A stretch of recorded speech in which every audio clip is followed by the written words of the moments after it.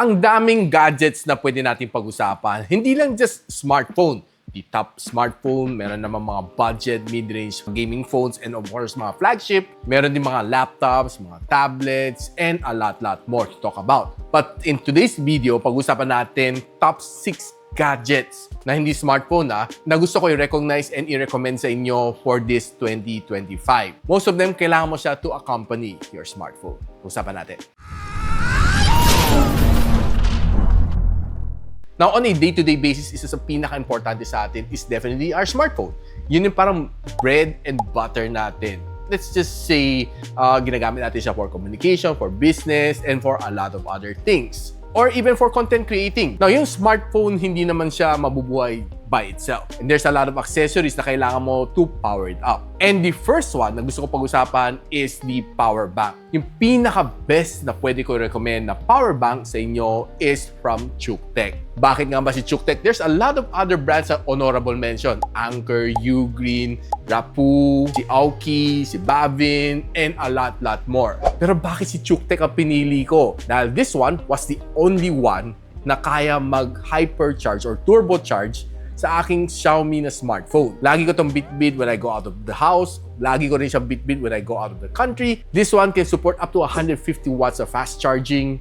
And mind you guys, pag nag-charge ako ng mga smartphone ko na Xiaomi which can accept 100 or 90 watts, kayang-kaya niya ibigay yung 100% na charging speed na hinahanap-hanap na aking Xiaomi na smartphone. Well, hawak ko right now is the Xiaomi 15 Ultra, by the way. So if you have mga smartphone like Huawei, Vivo, Oppo, and a lot more na nagsusupport ng mga proprietary na charging speed, kayang-kaya i-support ni Cuktech. And there's a lot of variants, may 20,000 mAh, there's 10,000 mAh, and a lot more. I'll just simply link it on the description box or just simply click yung link na biglang lilitaw sa inyong screen. Ingat lang kayo sa mga scammers dahil magpapasko na. Now, second on my list is of course yung charger. Ang daming chargers out there and most of the brands, it comes without a charger. Siguro yung mga pinakasikat, si Apple, si Samsung.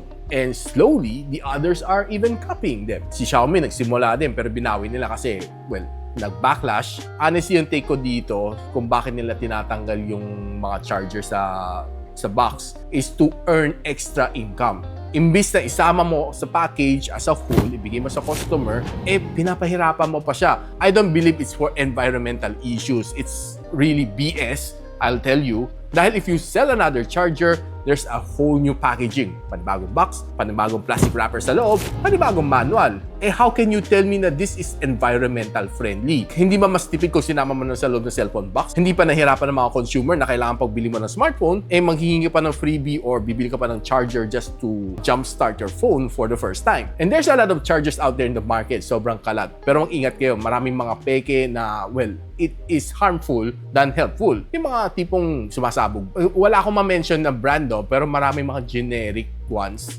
Yun ang mga delikado. Lalo na yung sinasabi ni Sir Jerus na kasama normally sa mga Green Hills na free package. Pag bumili ka ng iPhone sa kanila second hand or refurbished, ingat kayo dyan. Isa sa mga sumasabog yun. Now, I've tested a lot of chargers dito sa aking channel. And well, one that really stands out is kay Tranyoo. Bakit nga ba? Here's another fun part. Ito lang ang charger na nagsusupport ng fast charge din sa mga Xiaomi devices ko. And tinry ko rin sa mga ibang devices like Vivo. Nagfa-fast charge siya. So kung itong Xiaomi 15 Ultra ko, kailangan niya ng 90 watts to turbocharge it, kayang-kaya ibigay ni Tranyoo sa kanya. Which is probably one of the winning factor. Kaya, well, nilagay ko siya sa top of my list. And mind you guys, hindi siya mahal.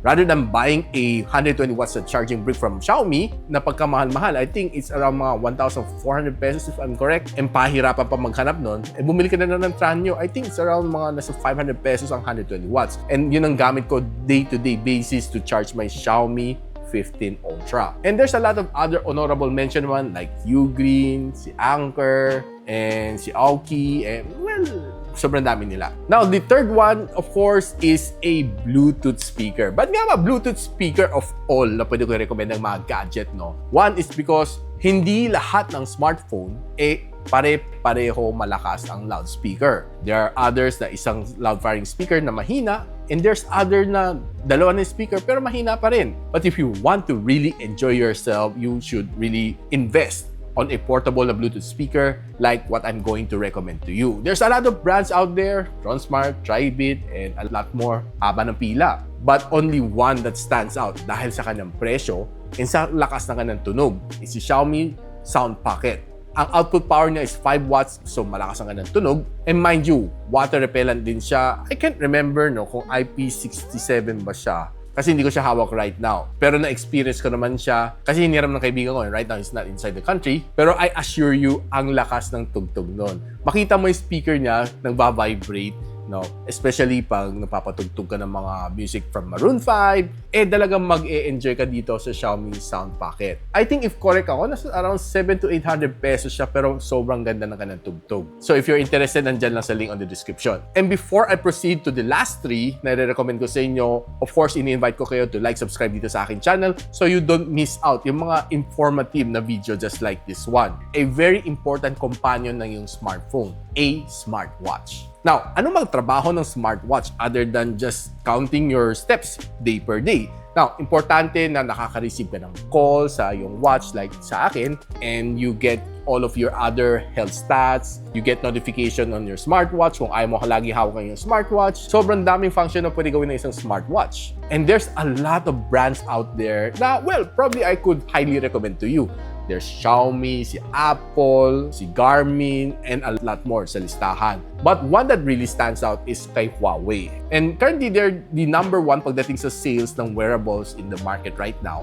And hindi ko i-recommend itong suot ko, si Huawei GT6 Pro. But rather, I'll be recommending si Huawei Watch Fit 4. Bakit? Mas affordable siya. And it almost has everything na meron ng isang GT6. Like Bluetooth calling, notification, mga health stats na kailangan mo, mga basic, and mukha pa siyang iWatch. And mind you, matagal din ang battery life nitong watch na ito. Kaya hindi ako nahihirapan i-recommend sa inyo itong Huawei Watch Fit 4. Perfect na perfect siya pang regalo or just simply use it for yourself. Now, the 5th one dito sa akin listahan is something very important. It's a earbuds. Now, ba't ko nga ba nasabi sobrang importante? Dahil there are times na gusto mo mag-chill lang, kabit mo lang yung earbuds sa yung tenga, and you can just simply listen to the sounds without holding your smartphone. Pwede ka rin mag-take ng calls, pwede ka rin mag-conferencing sa yung earbuds, and yung mga bagong generation ngayon, may ANC na, and many of them are getting really affordable. Now, there's a lot of brands na pwede ko rin recommend sa inyo. AirPods, to Edifier, to Ugreen, to JBL, and the list goes on and on and on. Sobrang dami yun.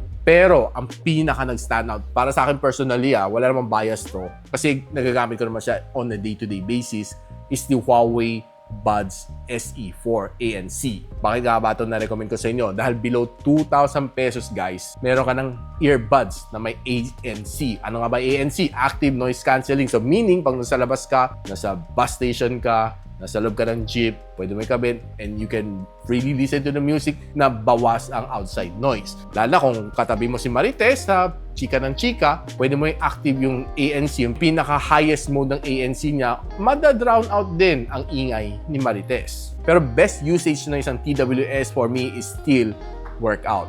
Dahil, well, may enjoy mong music just by yourself na nakakabit sa yung tenga, and pwede mo lang i-tap lang kasi touch sensitive naman siya to do all of the controls, and matagal-tagal din ang battery life nitong Huawei Buds SE for ANC, 50 hours na playback time kasama yung case, all of that below 2,000 pesos. And the 6th one might probably surprise you and blow you away. Hindi mo maiisip to, guys. Siguro ako biglang napaisip ako, oh nga no, ba't hindi ko na-recommend to? The 6th one is a charging cable. Gulat ka rin, no? Kasi ako sabi ko, importante yan eh. Ginagamit mo on a day-to-day basis, no? To charge your smartphone, to charge your laptop, to charge all of your other gadgets. A charging cable. Now, ang daming gumagawa ng cable from cheap ones to expensive ones. Pero sa akin, pinaka-importante is yung nagbibigay ng fast charge sa inyo. And I've been using this brand for many years na. Siguro I think more than 5 years na rin. And sobra ko happy sa kanyang performance. Most of the time, binibili ko yung mga braided type na para matibay.